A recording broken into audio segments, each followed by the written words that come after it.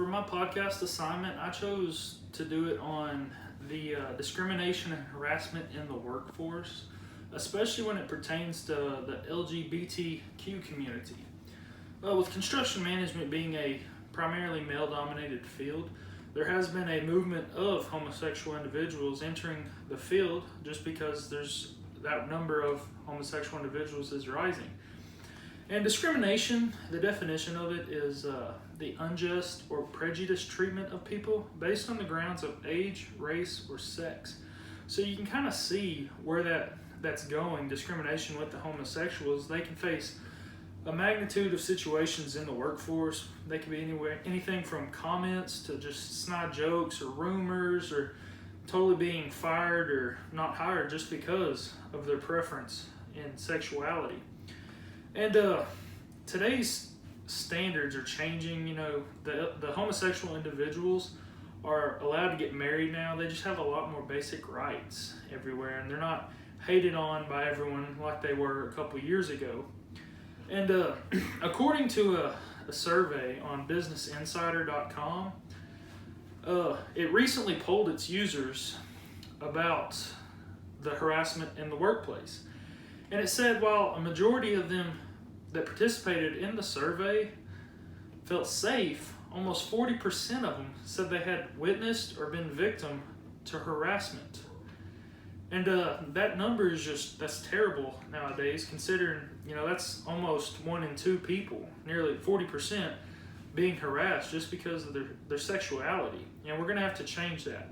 So as this company, we're going to just start offering training and situational type incidents where you can kind of learn how to handle it. And even if you don't agree with it, you're going to have to agree with it at work just because it's illegal to harass them based on this. And when you do harass them about their preference of sexuality, you're actually taking away their Fifth Amendment right, which is you cannot deprive individuals of life, liberty, or property. And so the survey is showing that with 40% of them being harassed, that number has got to go down. And so I believe with training and just putting people in the situations and making people feel more comfortable around homosexual individuals, that we can make that number go down. So with the training, we're going to have like monthly meetings to kind of put people in situations that they're uncomfortable with, to try to familiarize themselves with it and become more comfortable to hopefully make it to where they are in one of those situations in the actual workforce, that they can respond better to it and not make these snide comments. And we're going to have a zero tolerance policy here. So if you are caught making comments, jokes, or doing anything of that nature, you will be terminated here, because this needs to be a safe space for everyone to work and to do their job effectively. And if we can't have that, then we won't stand for it. And